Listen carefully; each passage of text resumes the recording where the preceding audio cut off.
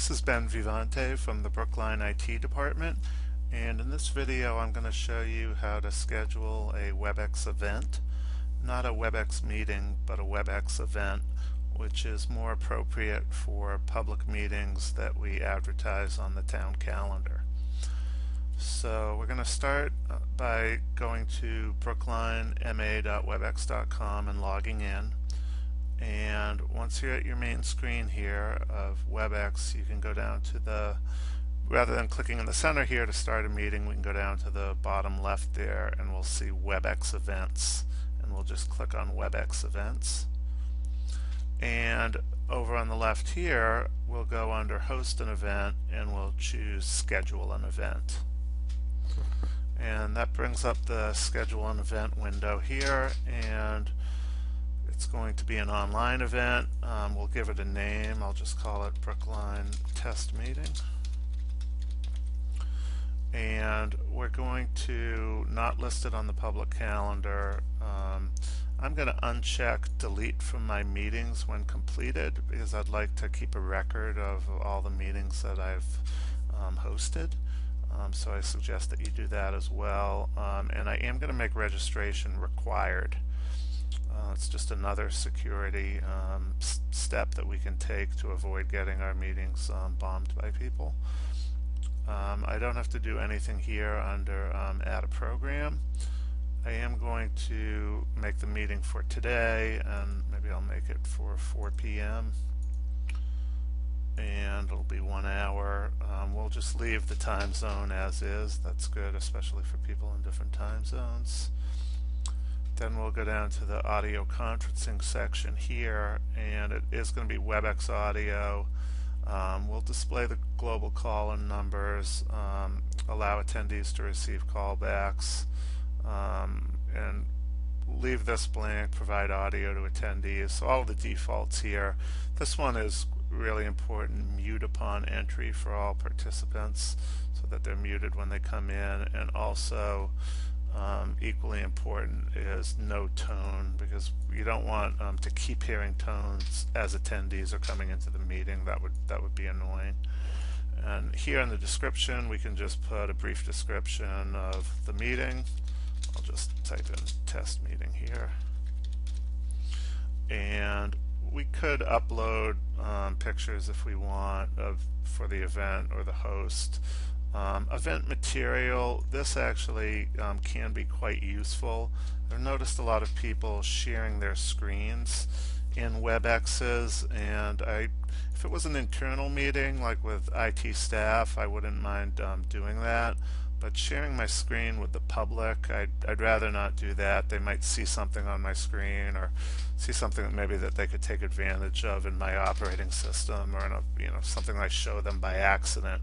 So I'd prefer to upload a file, maybe a PDF report or a few reports that I wanted to discuss before the meeting, and then they would be distributed through the meeting invite. So that would be much preferable to sharing my screen. Here we'll just leave that unchecked. Leave this checked. I just want to show you really what you need. Who can view the attendee list? We only want that to be the host, presenter, or panelists. You can turn on video, and there are some survey options. I don't think that we need to do that. That'll be a little too fancy for us, and we don't have a survey tool there. And then there's the attendees and registration. So we can create an invitation list if we'd like, and we can add people so they get email notifications here, like maybe our colleagues at work, so they're just aware of the meeting. And you can see the maximum number of registrants is 10,000, so we can allow a huge number of people to the meeting. It is definitely an advantage over a Webex I'm sorry, over a Webex meeting where there's a 40-person limitation. So this is much better for larger meetings. With Webex event, we have that 10,000 person capability. There's a registration form. You can't customize it. I'd recommend that you just leave it the way that it is.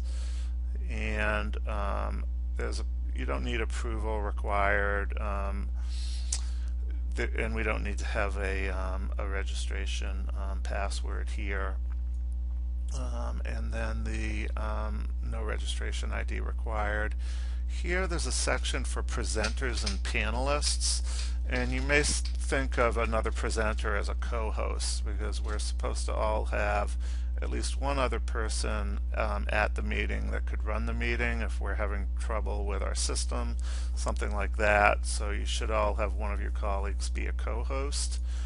And we could put their information in here and give them a password and create an invitation list for people, for your co-host, or as well as anyone else that's going to be presenting at the meeting.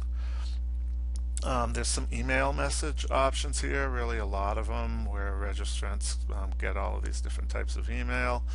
That's all fine, and then we're really ready to go with the meeting here. So I'm just going to click on schedule this event, and I can also just get an invitation sent to myself, so I'm just aware of the meeting, and I can just send that now. And then it's going to take me, when I continue here, it's confirmed that it sent the email. I can see I already got it in my Outlook. When I click continue there, it takes me to the event information. This is an important section. We never want to share this password with anyone. All participants need is this attendee's address right there. And I'm going to show you where I would put that in the Civic Plus website system for the town site. So I'm just going to go over to Civic Plus where I'm already logged in, and I'm going to go to the calendar module. For those of you that post on the town calendar on a regular basis, this is not new to you, and so I'll just go to add a new event under the assessor's calendar, picking on the assessors here. And where I wouldn't put in that link in the title, you would just put like assessors meeting or whatever the board meeting is. Where I would put it on the calendar, and I've seen people paste them all over the calendar. I think one spot is actually sufficient, and the best spot I think would be in the location section, because rather than picking a location, we obviously aren't meeting in our offices because of COVID-19. I could just type here Webex, and just paste the URL right in there. And that would be really the only place I would need it in the calendar. And then there's a notify module where we go to send out the notification to all of the people that have registered for notifications for this type of meeting. Again, I'll just go over to Board of Assessors again, and I'll go to the add item, and right here I'm just going to go down to the HTML message part. I had a little trouble with this before, so I'll just see whether it's going to give me a hard time. I'm just going to get rid of this where we normally paste the agenda, and for some reason it's made it like sort of white there, so I am just going to open up Notepad and just paste this in here and copy it out, and I think I should be good with that. Yeah, that's how you want to do it. And just gets rid of any of the white formatting that came over from Webex. And then I would just follow with the agenda here, and then we have the text option as well right there. And then for the mobile push, I might just note the date, time of the meeting, but also say something like check calendar for Webex or something like that, and then I would send that, and that would be good to go. And so that's how you would post it to the calendar, never putting any password information in or anything where someone could have some rights to the meeting that you didn't want them to have. This link gives them the rights that we want them to have, and will avoid any unpleasant situations with people bombing the meeting. There is a lot of useful information here, and